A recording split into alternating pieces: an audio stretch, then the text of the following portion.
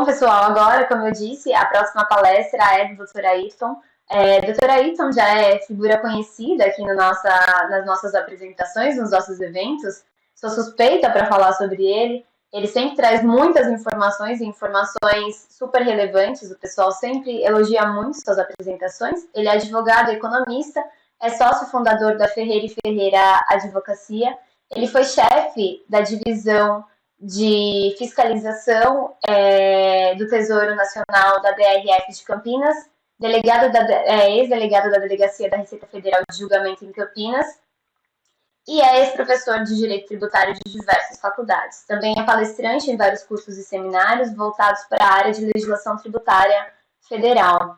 Bom dia, doutor Ayrton, tudo bem? O senhor me escuta? Bom dia a todos. Eu estava assistindo aqui a apresentação do Pacheco e quero registrar que depois que eu conheci o Pacheco, eu me transformei num especialista de CM. Ele me conta tudo que está na legislação, na jurisprudência, em tudo. E eu fico só com a tarefa de escrever as defesas. Então, mas falando sério,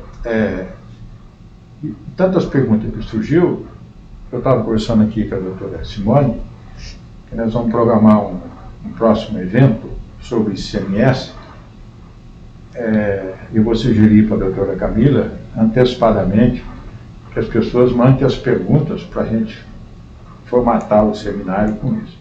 Hoje, o Pacheco já facilitou a minha tarefa, porque ele explicou tudo o que precisava saber sobre a questão do DIFAL.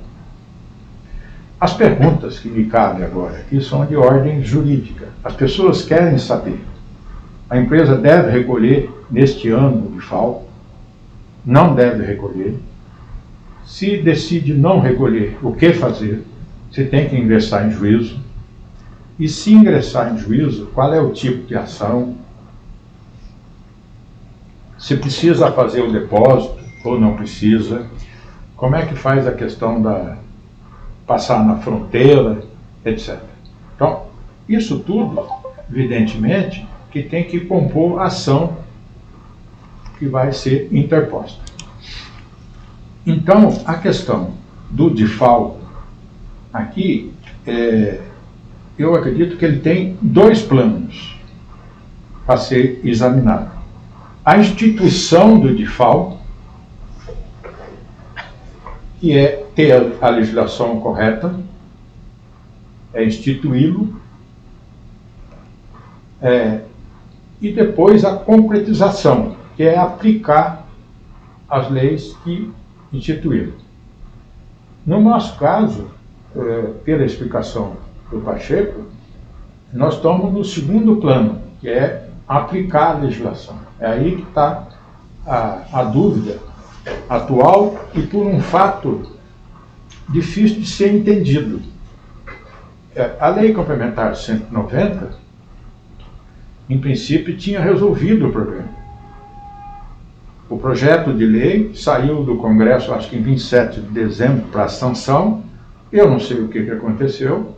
A sanção foi no ano seguinte, foi no dia 4 e publicado a lei no dia 5. E daí que surgiu essa confusão toda a respeito se aplica ou não se aplica essa legislação no ano em curso, ou se isso fica postergado para 2023.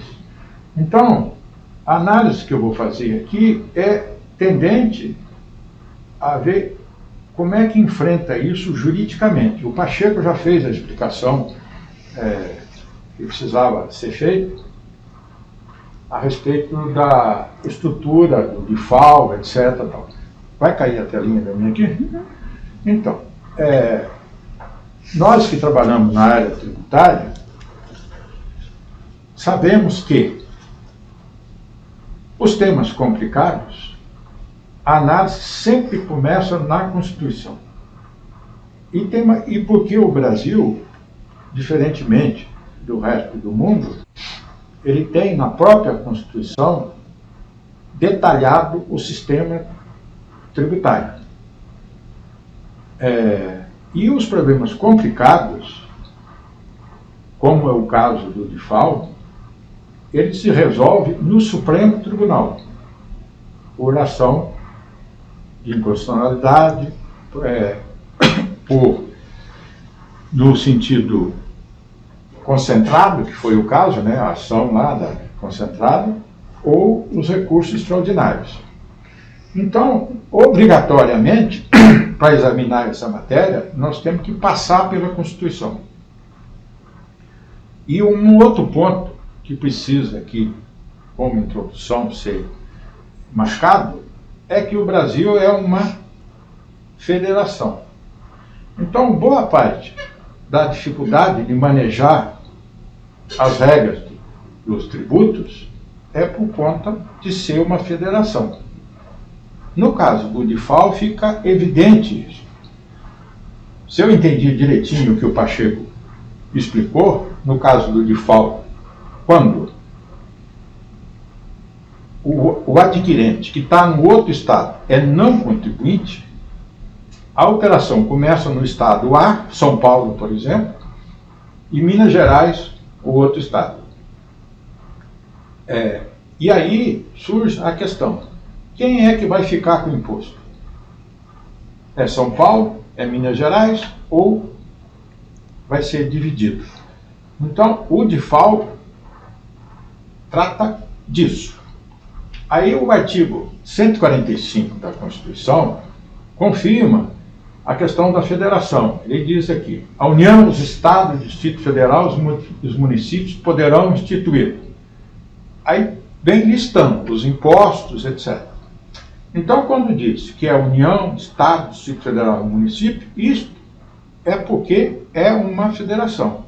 Então, isso cria, dentro do sistema, uma dificuldade operacional e até legal, porque tem que disciplinar os tributos envolvendo, por exemplo, no caso dos estados, que é o ICMS, e do ISS dos municípios. Quando o imposto é federal, não tem muito esse problema. Aí o problema vai passar para a partilha depois que arrecadou. No caso do imposto de renda, aplica no Brasil todo a regra, a mesma regra. Então, a federação está marcada aqui no 145. Vai seguir, por favor. Aí, no 146, e agora está chegando no tema, né? Porque o tema da discussão do DIFAL, segundo a decisão do Supremo, foi porque não tinha lei complementar regulando a matéria. Tinha só o convênio, esqueci o número, 15, tinha um convênio. O Pacheco explicou, e o convênio, até esqueci o número do convênio que tinha. Deixa eu ver se eu tenho ele aqui, acho que não. Estava regulado num convênio. Aí o Supremo declarou inconstitucional a questão da regulação no convênio, que era o 93/2015. Aí vem o artigo 146 da Constituição e diz: cabe a lei complementar. Então, a Constituição estabelece o que a lei complementar tem que regular. Estabelecer normas gerais em matéria de legislação tributária. Esse período diz normas gerais em matéria de legislação tributária. Que a lei seja complementar. Então aqui aparece, eu acho que o X do problema está neste artigo aqui. Aqui fala lei complementar como norma geral. Aí pode fazer a pergunta: e tem lei complementar que não é norma geral no âmbito tributário? Tem. Dois exemplos que eu me lembro: imposto sobre grandes fortunas, se um dia for instituído, terá que ser por lei complementar. Se for instituído esse imposto, esta lei complementar será individual, não será geral, será para aquele tributo. Empréstimo compulsório, se eu não me engano, também já teve, inclusive no Brasil, foi instituído por lei complementar. Então, esta lei complementar individual, ela faz as vezes da lei ordinária, ela institui o tributo. E a norma geral? A norma geral da lei complementar diz a Constituição o que ela tem que fazer. Dá a definição de tributo e sua espécie, bem como em relação aos impostos discriminados nessa Constituição, dos responsáveis, dos fatos geradores, da base de cálculo e do contribuinte. Dá o conteúdo que teria que constar das leis em relação à obrigação, lançamento, crédito, prescrição e decadência. Bom, então,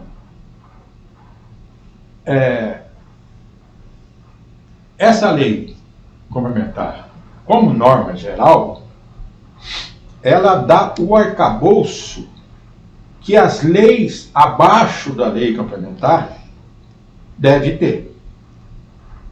Então, no caso, nós estamos tratando do DIFAL, a lei complementar 190, ela trouxe essas definições.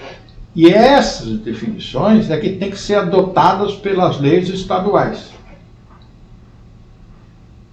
E foi por conta disso que o Supremo, ao julgar a matéria, não aceitou o convênio. Porque a própria Constituição diz que cabe uma lei complementar de norma geral. No caso do DIFAL, a lei complementar como norma geral é a lei complementar 190. Ela que dá a estrutura legal que tem que constar das leis, as leis estaduais que instituírem o DIFAL. Agora, e por que precisa ter uma lei complementar como norma geral? E qual é a função que essa lei tem? Eu já disse que essa lei complementar como norma geral, ela é dirigida ao processo legislativo porque ela vai delimitar o conteúdo das leis abaixo dela, no caso aqui, as leis estaduais. Ué, e por que precisaria isso? A resposta me parece evidente. Nós temos 27 estados que vão baixar as leis. Se não tivesse uma espécie de um estatuto geral, como é que seriam as leis dos estados, a confusão seria maior do que é hoje. Cada estado ia fazer a lei à sua feição. Na verdade, a lei complementar como norma geral, ela dá o arcabouço jurídico, legal, que tem que constar da lei do estado. Portanto, essa norma geral, ela quer dar uma espécie de uniformidade da legislação sobre a matéria. Esses elementos, eles são importantes porque ter presente o que está nesta lei complementar. Porque isto encaminha o argumento para enfrentar a primeira e quase que única resposta das administrações tributárias, que já tem várias, a respeito do DIFAL. O que eles dizem? Olha, o DIFAL já existe. Eles já estão nas leis do Estado. O que é verdade. Portanto, diz eles, a lei complementar não cria nada. A criação já está na lei dos Estados. Então, essa lei complementar não instituiu nada. Ela não inovou, não fez nada.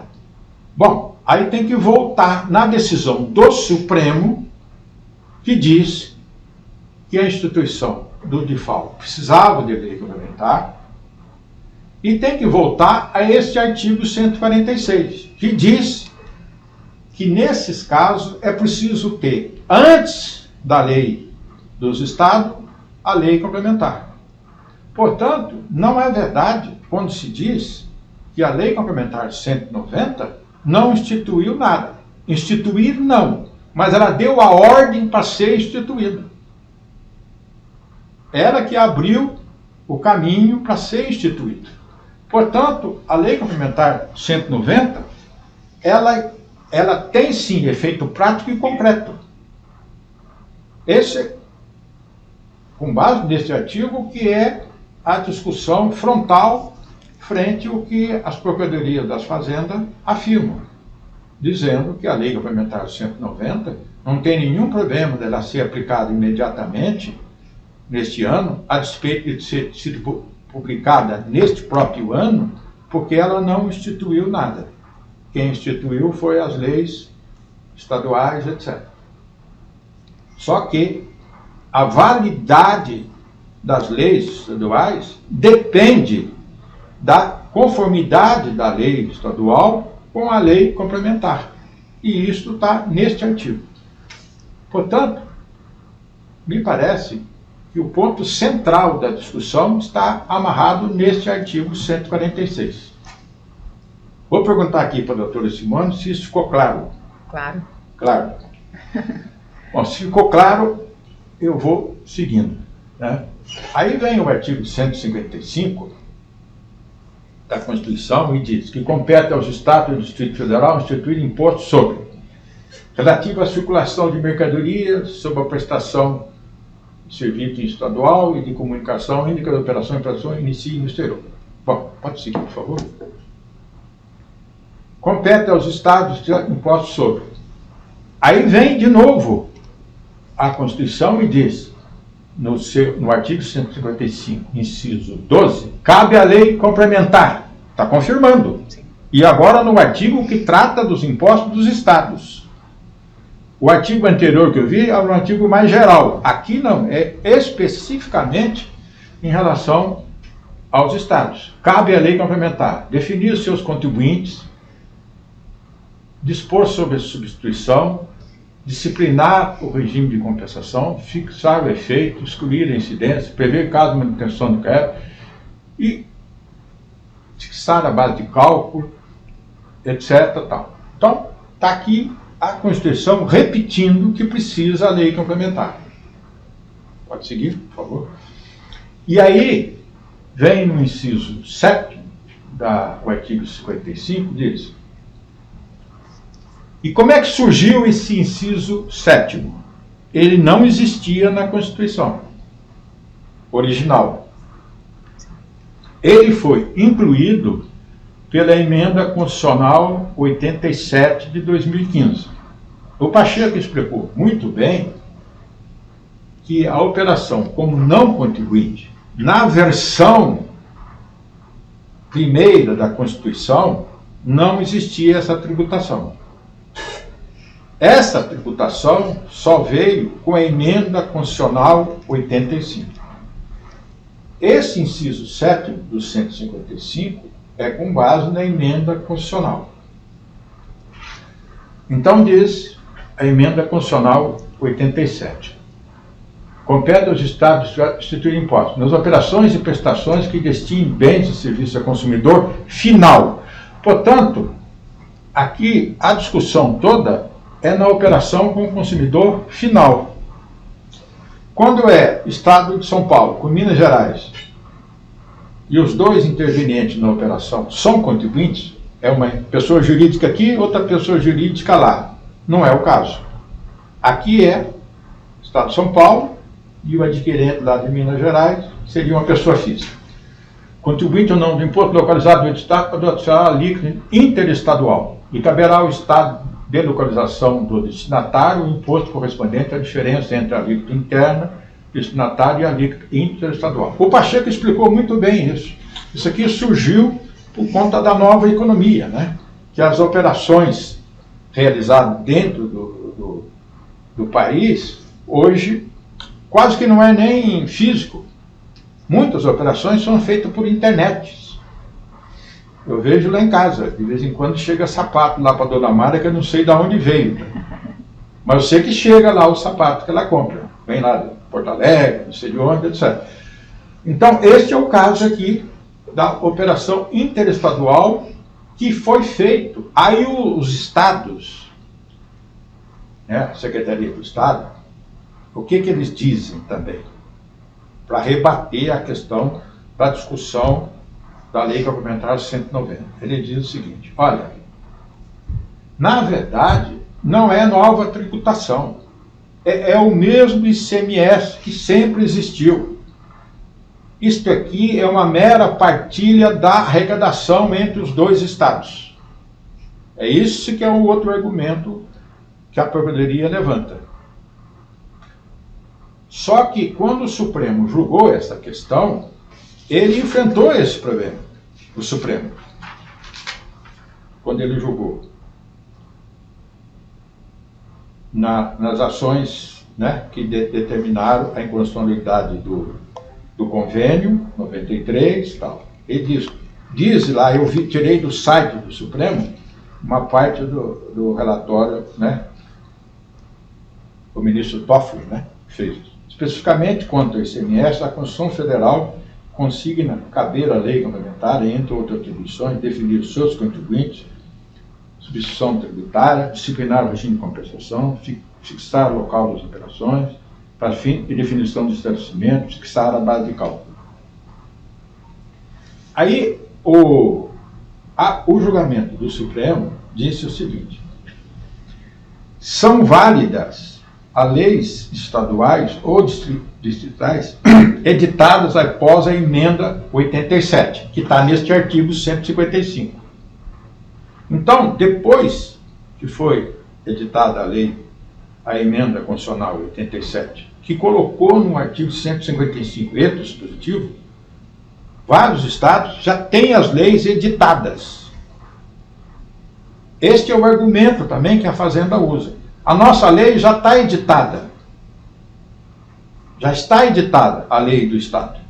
A pergunta que tem que ser fazer é o seguinte: editou a lei do Estado, mas ela está ancorada no quê? Segundo a Constituição, como eu via anteriormente, ela precisaria ter uma lei complementar acima dela. E o que o Supremo falou a respeito disso? São válidas as leis estaduais ou distritais editadas após a emenda, portanto, ele está dizendo que são válidas, que prevê a cobrança do DIFAL nas operações da prestação interna com o consumidor final não contribuinte do imposto. Aí vem o Supremo e diz: no entanto, não produz efeitos enquanto não editada lei complementar dispondo sobre o assunto. Portanto, os estados não terão que publicar novas leis. Como diz o Supremo, as leis do Estado já foram editadas e integram o ordenamento dos estados. Já existe a lei. Aí diz o Supremo: o problema é quando é que pode aplicar a lei, que é o que ele chama de eficácia. Ele está dizendo, aplicar esta lei fica diferida para quando existia a lei complementar. E foi por isso, então, que houve uma corrida para aplicar a lei complementar 190. E tudo estaria correto e ninguém estaria discutindo mais nada se ela tivesse sido editada, a lei complementar 190, em dezembro. Não tinha discussão sobre o DIFAL. Portanto, nós temos um problema agora residual e pontual. Quando chegar em 2023, não terá discussão nenhuma a respeito do DIFAL. Por quê? Porque aí a lei complementar já existia, seria eficaz, teria respeitado, aplicar a partir de 2023, teria respeitado todas aquelas barreiras que a Constituição coloca, a anterioridade, a noventena, e teria a lei do Estado. Portanto, essa questão do DIFAL ficou agora restrita ao ano presente. E por quê? Porque, a despeito de ter as leis estaduais, há dúvida não sobre a existência da lei complementar 190, que ela já existe.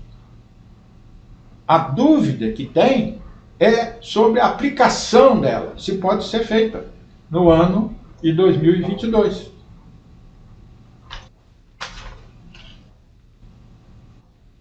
Então, o Supremo, no caso, ele julgou procedente o pedido para declarar a inconstitucionalidade formal das cláusulas 1º, 2º, 3º, 6º do Convênio 93, por invasão de campo próprio de lei complementar nos termos do voto do ministro relator. Então, a questão que se discute neste ano sobre o DIFAL é por conta da publicação da lei complementar no dia 5 de janeiro. Aí, aqui no escritório, nós já temos até ação, acho que feita já, né? Eu escrevi uma minuta do mandado de segurança, passei para o Flávio, que é o especialista nosso aqui em processo, e nós entendemos que era o caso de interpor mandado de segurança, e não uma ação ordinária qualquer. E por que mandado de segurança? Porque tem ilegalidade na aplicação das leis dos estados, que é ela que estariam aplicando para cobrar, porque a aplicação dela estava dependendo da possibilidade de aplicar já neste ano a Lei Complementar 190. Então isso dá objeto para mandado de segurança. Então nós estamos seguindo aqui no escritório, interpor mandado de segurança, para poder discutir o quê? O primeiro item do direito que nós colocamos no mandado de segurança tem o seguinte título. E o título, né, das ações, eles são feitos para resumir o que vem abaixo. Então, o que foi colocado no mandado de segurança? A Lei Complementar 190/2022, por fixar o conteúdo normativo do DIFAL. E da onde que tira isto? Lá da Lei Complementar, lá da Constituição, que diz que a Lei Complementar cabe a ela dar o conteúdo normativo do DIFAL. O conteúdo normativo é uma norma que tem como destinatário quem? Os estados. Quando eles forem legislar, como eu vi mais atrás, anteriormente, desculpe, eles têm que seguir o conteúdo normativo do DIFAL que está na Lei Complementar 190. Agora, viabilizando nova cobrança. Sem a lei complementar, não era possível cobrar o DIFAL. Viabilizando nova cobrança. Está sujeita às travas temporais da notoriedade anual e da noventena, fixada no artigo 150 da Constituição. Então, basicamente, o mandado de segurança discorre sobre esses elementos que tenta rebater a tese da Procuradoria, né? Lembrem, né, que a Procuradoria afirma que o DIFAL já existia, já estava presente nas leis estaduais, e agora tem aquela polêmica do convênio 236 aí, que o Pacheco explicou bem. E então a Procuradoria, repetindo, ela diz, olha, a lei complementar não criou nada. Quem criou o DIFAL foi as leis estaduais.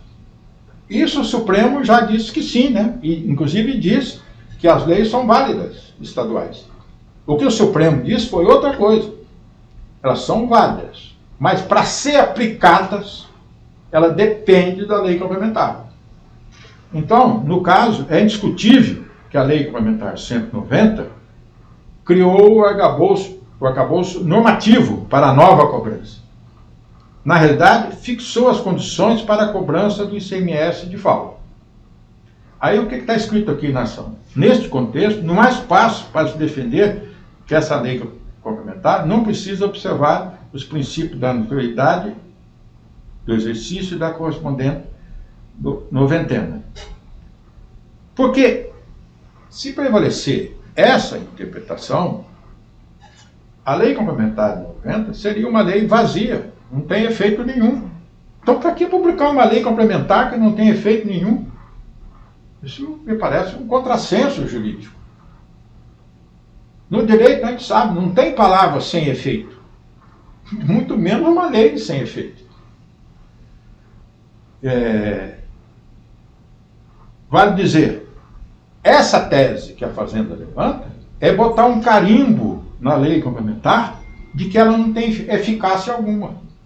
Então, para que a lei está no sistema? Se o Supremo diz que a eficácia da lei estadual fica pendente da existência da lei complementar.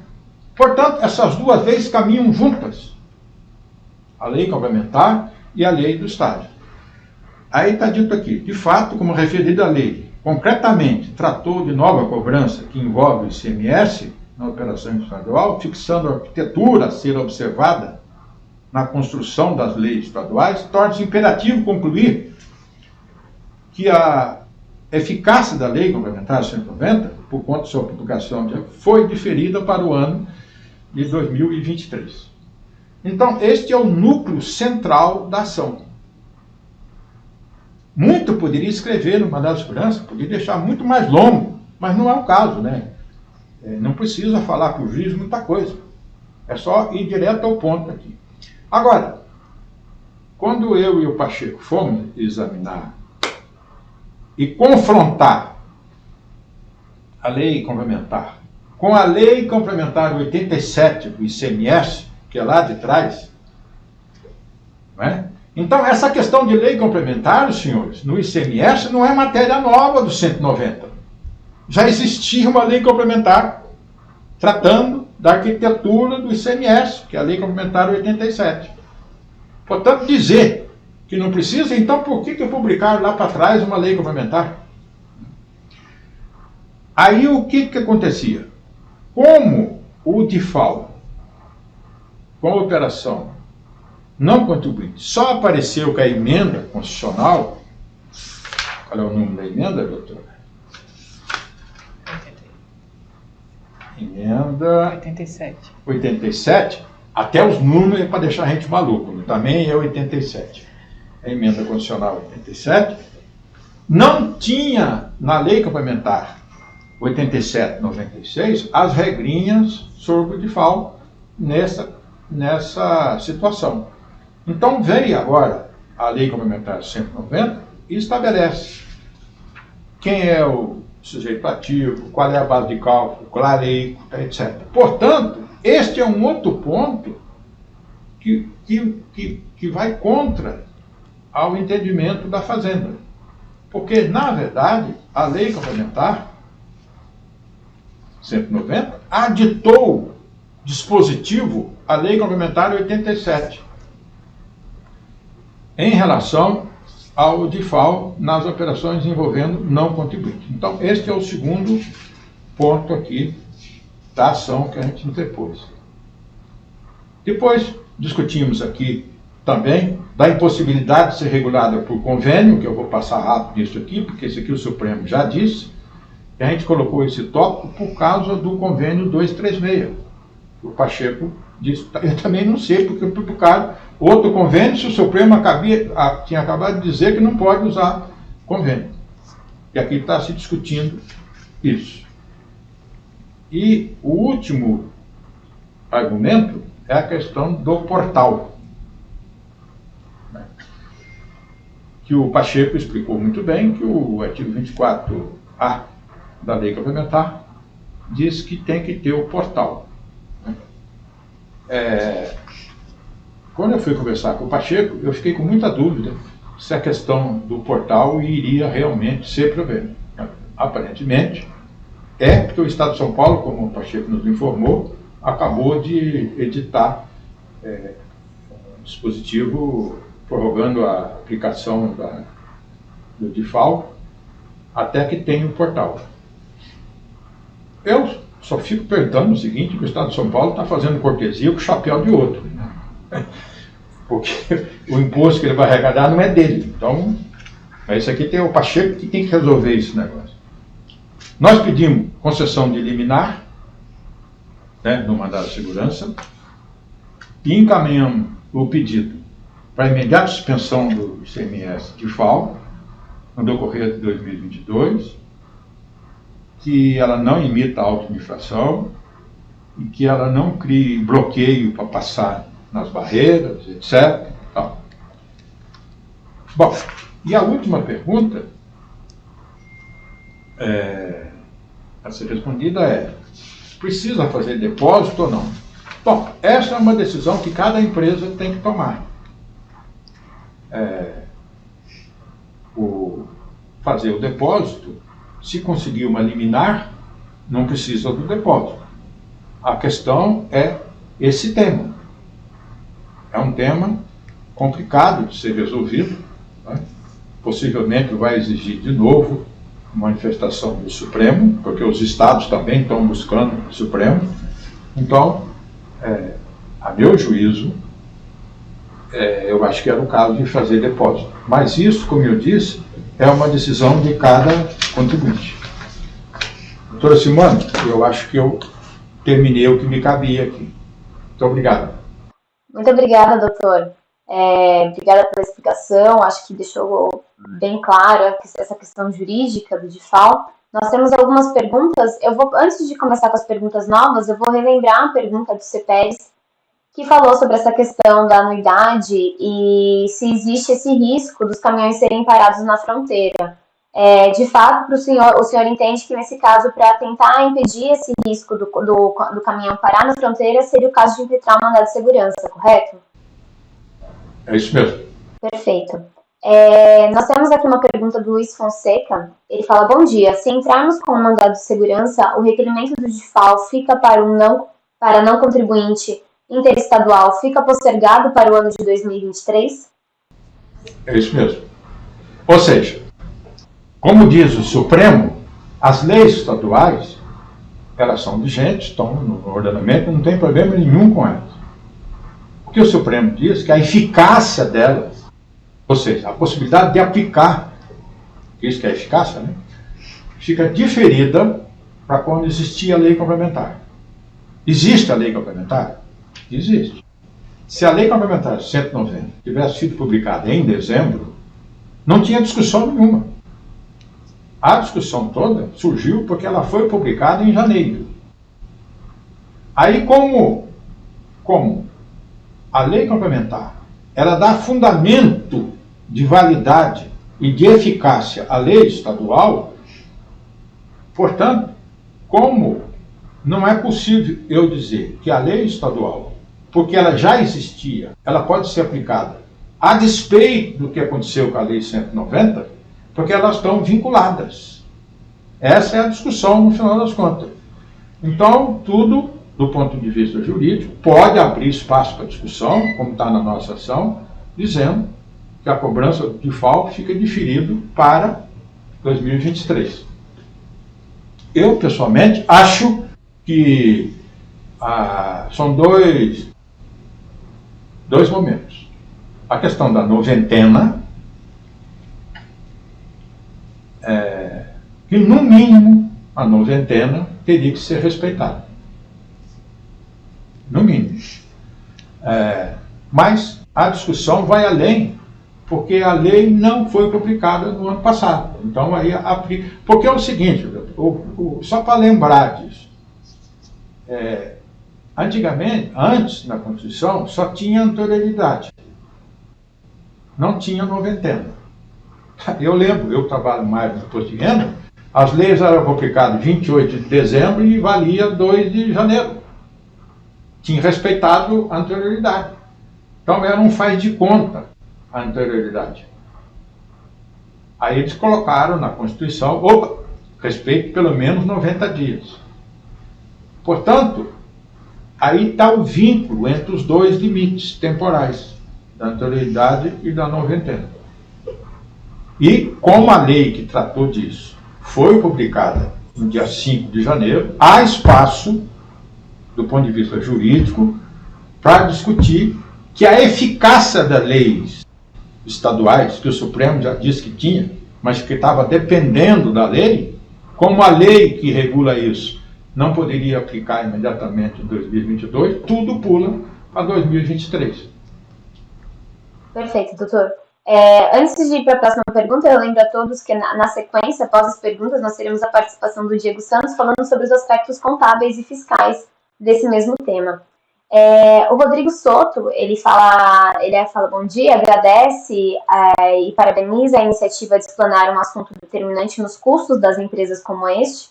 E ele tem duas perguntas. A primeira é como funciona o trâmite burocrático do mandado de segurança e em quanto tempo sai o resultado do mandado de segurança. E a segunda é como proceder com os valores já recolhidos em 2022. Eles conseguem, é possível a recuperação desses valores? Então, o mandado de segurança, isso que eu estava vendo com o Flávio, para facilitar o trâmite, eu acredito que ele tem que ser interposto contra o coordenador geral do sistema de arrecadação dos estados. Eu não tenho que interpretar o mandado de segurança com município A, B, C, D, etc. Isso no mandado de segurança é assim. Então, se tem uma medida que vai pegar o estado todo, eu posso que a autoridade máxima do estado. Então, interpõe o mandado de segurança, coordenador ou o nome que tiver nos estados, tá certo? Se fosse na Receita Federal, seria contra o secretário da Receita, por exemplo. Né? O mandado de segurança é o seguinte, ele é composto do pedido prévio, imediato, que é a liminar. Se o Poder Judiciário concede a liminar, já fica suspenso imediatamente o recolhimento. Agora, se isso o juiz julga rapidinho, né? Tá certo? Se ele não concede a liminar, aí tem que recorrer aos tribunais, etc. Agora, e se ele não conceder a liminar, é por isso que eu digo do depósito. Porque se eu não tiver uma liminar, eu preciso ter o depósito. Senão depois eu não passo nas barreiras. Então, agora, conseguido a liminar, está resolvido. E aí, quanto que vai resolver o mandado de segurança? Essa é uma pergunta que eu não consigo responder. Eu tenho a impressão, a não ser que aconteça alguma coisa diretamente no Supremo, né? Se for por conta dos mandados de segurança, ele tem que caminhar tudo até chegar ao Supremo de novo. Então isso vai longe. Agora, como isso está criando um tumulto de novo, e tem ação direta já, né, no Supremo sobre essa matéria, é possível que tenha uma solução mais rápida. Numa outra palestra que a gente fez aqui, eu tratei dessa questão. Porque o que acontece? Nós não temos no sistema a possibilidade do Supremo antecipar e cuidar do caso. Então precisaria, né, ter uma regra, porque veja, toda vez que acontece isto, passa na primeira instância, vai para a segunda, depois até chegar ao Supremo, isso demora. Então nós não temos no sistema uma regrinha disso, de entrar, né, que a própria Fazenda entrar direto com uma ação de inconstitucionalidade lá. Hoje os estudiosos estão tentando viabilizar esta alternativa, mas hoje não tem. Então, fazer o depósito, se não tiver a liminar, principalmente, e esperar a solução do mandado de segurança. Eu não posso dizer quando isso vai ser resolvido, etc., porque a Procuradoria vai recorrer, se tiver sentença favorável, etc. Doutor, se a empresa já fez recolhimentos de FAO em 2022 e ela entra com esse mandado de segurança, consegue eliminar, lá no futuro, depois de não sei quanto tempo, consegue o deferimento do mandado de segurança, ela existiria a possibilidade de recuperar esses valores? Caramba, quem que perguntou isso?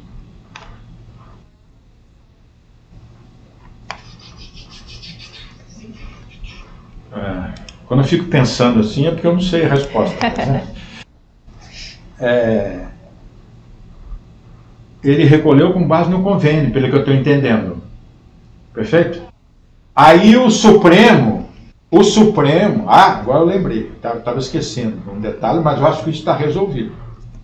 O Supremo validou a cobrança em cima do convênio até dezembro. Então não tem restituição. Mas e de Eu até quero o 2022? Pacheco confirmar isso. Tá certo? Tá. O Supremo validou e deu modulação. Olha, gente, deu modulação para frente. É a primeira vez que eu vejo uma modulação ex-nunc, né, doutor? Para frente. Deu para frente. Ele validou o convênio até dezembro. Portanto, ele fechou a porta, pelo que eu entendo, das empresas pedir restituição no Supremo. 21, né? Hã? 21. No 21, no ano de 21. O Supremo fez isso, ele validou. Então, pelo que eu entendo, não tem possibilidade de pedir de volta o que recolheu o ano passado. Agora, se recolheu este ano, aí muda de figura. Perfeito? Aí está dentro da ação aqui. Aí teria que manejar isso no mandado de segurança. Entendi. Então, Mas, será que alguém recolheu esse ano? Nós estamos no dia... Já, pode. Hoje, né? Hoje. Isso também acho que acaba respondendo a dúvida da Marta, da JR Contabilidade. Ela pergunta se a vigência do OMS seria a partir de janeiro ou da data da concessão. O OMS já vem com esse pedido de efeito retroativo, então, desde o início do mês. Isso. Perfeito. A Viviane questiona se não teve mudança no cálculo, qual é o problema de continuar fazendo o recolhimento como anteriormente? Eu acho que o Pacheco resolveu isso. Agora eu não entendi a pergunta. O cálculo, ela está dizendo que deveria recolher o DIFAL, é isso? Eu acho que, na verdade, pelo que eu entendi na pergunta, o problema não seria efetivamente um problema em recolher, né? É que existe a possibilidade de não recolher esse valor. E isso, de fato, impactaria no caixa das empresas. Não é isso, Pacheco? Eu posso responder a questão? Claro, por favor. Pode. Por favor, Pacheco. Não, o que ocorre é o seguinte, quem fez essa pergunta? Foi a Viviane. Ô Viviane, o que ocorre, nós estudamos aqui no escritório, é o seguinte, a empresa deixa de recolher o DIFAL e continua aplicando a alíquota interestadual. Portanto, ela tem um ganho tributário muito grande se ingressar com a ação. É aquela tabelinha que eu mostrei para vocês, que pode ser um ganho expressivo, dependendo da mercadoria que está sendo objeto de comercialização e dependendo do estado destinatário, porque há uma diferença de alíquota muito grande caso a caso. Então, a lógica de se ingressar com ação judicial, parece que sumiu a tela aqui, tá tudo bem? Vocês estão me ouvindo? Estão ouvindo? Então, a minha tela sumiu, mas eu continuo. A lógica de se procurar a tutela do Poder Judiciário é para não recolher o DIFAL. Agora, a alíquota interestadual, a empresa continua aplicando normalmente. Por quê? Para ela mudar a alíquota, ela precisa que o Estado de São Paulo, por exemplo, mude a sua legislação interna, o que ele não fez. Portanto, nesse período, por exemplo, que os estados estão admitindo o não recolhimento do DIFAL, por exemplo, se hoje você tem uma operação destinada a Alagoas, Alagoas já disse, não recolhe o DIFAL aqui para Alagoas até 1º de abril. Simplesmente a empresa deixa de recolher o DIFAL para o estado de Alagoas e recolhe apenas 7% para o estado de São Paulo. Entendeu? Ela continua aplicando a alíquota interestadual, objeto da resolução do Senado, a alíquota interestadual prevista na legislação interna de São Paulo, e deixa de recolher o DIFAL para o estado de Alagoas, porque ele já abriu mão do DIFAL, ele já reconheceu que até 1º de abril não é para se recolher o DIFAL. Agora, se ingressar com ação judicial, é possível afastar a cobrança do DIFAL até o final do ano, enfim, a gente sabe, ou até o início do portal, porque, por exemplo, Alagoas está dizendo 1º de abril, porque existe o convênio 235 que criou o DIFAL, mas ele criou juridicamente apenas, ele não criou o DIFAL, o portal da forma como exige o artigo 24A. Bom, concluindo, respondendo a sua questão, Se não recolheu de FAO, esse não recolhimento é receita da empresa. Ela deixa de recolher um imposto, porque ela continuará recolhendo a alíquota interestadual prevista na legislação interna do seu estado. É isso aí. Obrigada, Pacheco. A gente continua, a gente tem um monte de perguntas aqui. O Valmir, ele questiona que alguns estados publicaram normas sobre a vigência, independente dessas normas serem legais ou não, dá um norte de saber como proceder, ou seja, se recolhe na entrada em vigor pela lei publicada ou com mandado de segurança. Mas existem casos em que estados não publicaram essa norma, por exemplo, o Rio de Janeiro. Caso eu resolva recolher, o que seria melhor? Quando de fato para esses estados que não publicaram nada, recolher a partir de 90 dias ou a partir de 1º de janeiro, sem levar em consideração a possibilidade lógica do mandado de segurança.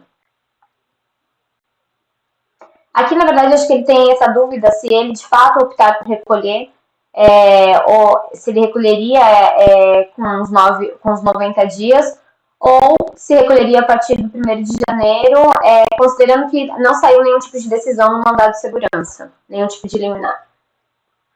Tá. Eu vi uma pergunta aqui a respeito, como é que faz para ingressar com o mandado de segurança nos estados? Em cada estado vai ter que distribuir o mandado de segurança, onde tem a operação, estado por estado. Nós já estamos fazendo isso aqui, é uma correria fazer isso. Agora, se eu entendi a pergunta aí, ele está tendo uma operação com um estado que não tem a lei, é isso? Isso, o estado não fez nenhum tipo de regulamentação, ele dá o exemplo aqui como o Rio de Janeiro. Não tem a lei estadual. Exato. Se ele não tem a lei estadual, eu posso até voltar essa pergunta para o Pacheco. A meu juízo, a lei complementar, sozinha, ela não institui o default. Ela só autoriza que a lei estadual institua. Então, se não tem a lei estadual, possivelmente esse estado estaria se fiando nos convênios.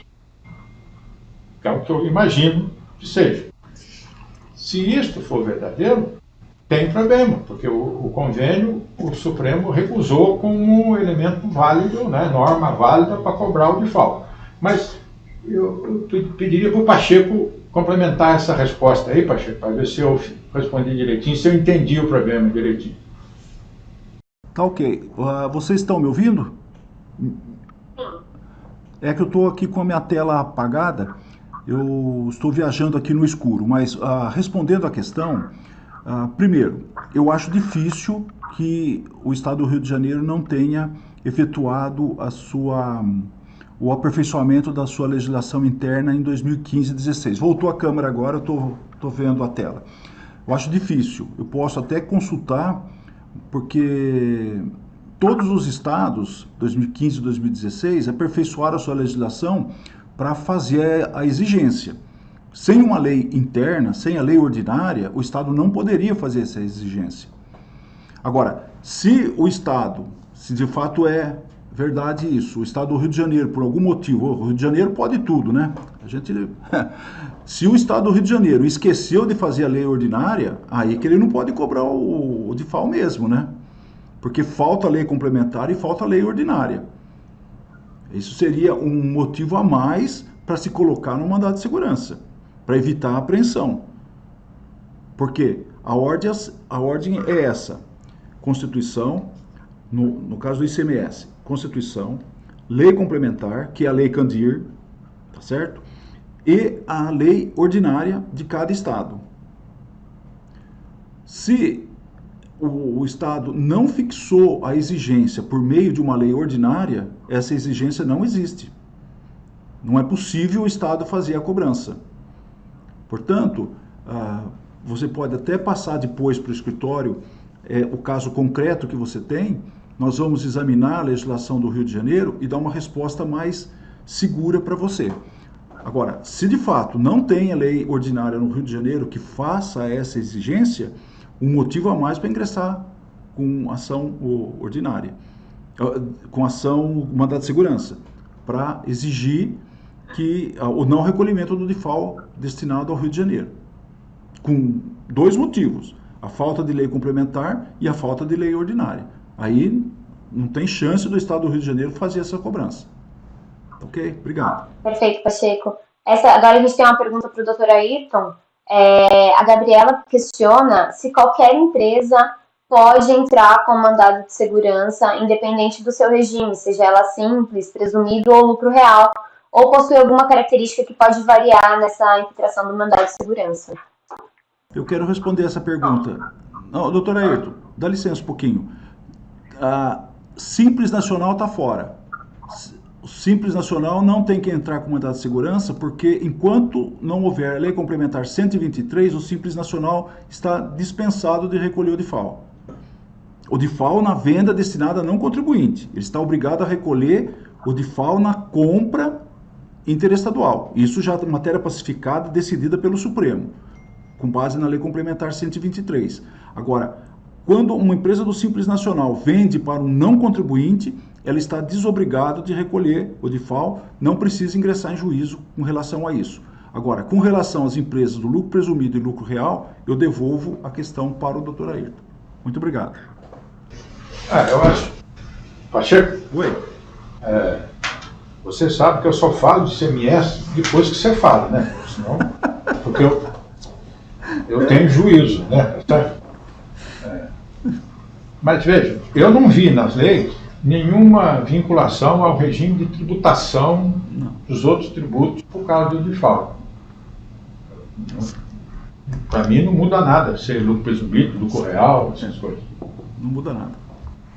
Não muda nada. A legislação é ICMS. A única exceção mesmo é do Simples aí, né? Sim, o resto é o Simples. Isso. O Simples está fora. Isso mesmo. Isso. Perfeito. Acho que... Desculpa, pode falar, doutor. Não, é que o Diego está... O Diego já deve estar ansioso para falar com a gente sobre as questões contábeis e tributárias do DIFAL. A gente tem uma última pergunta, doutor, que envolve, na verdade, são duas perguntas, mas eu acho que ela consegue ser respondida em uma só. A Tailine Leal e a Luciana, elas falam sobre essa questão de recolhimento para contribuintes e não contribuintes. A Tailine pergunta se para os que são contribuintes de ICMS, se o recolhimento do DIFAL ficaria normal, e a Luciana fala exatamente sobre essa discussão, que ela fala: temos que frisar essa discussão que estamos tratando de DIFAL para venda não contribuintes, quanto ao DIFAL entre contribuintes do ICMS, ou seja, são situações diferentes, correto? Eu vou fazer a primeira observação e devolver para o Pacheco. Quando eu fui escrever o mandado de segurança, eu vi claramente que a discussão é quando é não contribuinte. Não contribuinte. A emenda constitucional 87 tratou disso. Agora, quando é a operação contribuinte com contribuinte, pessoa jurídica 1 em São Paulo, pessoa jurídica 2 em Minas, não está nessa briga aqui. Mas, só para ter segurança na resposta, eu peço para o Pacheco, por favor, complementar a resposta. Não, é isso aí mesmo. A discussão envolve a novidade trazida pela Emenda Constitucional 87, em 2015, quando ela criou a regra da empresa, da unidade de origem da mercadoria, recolher o ICMS para o estado onde está o não contribuinte.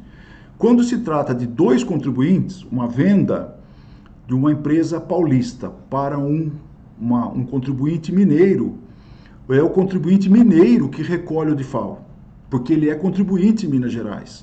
Então aí não muda nada. Essa é uma regra antiga, que já veio na Constituição de 88, que já estava na Lei Complementar 87 e não sofreu nenhuma alteração.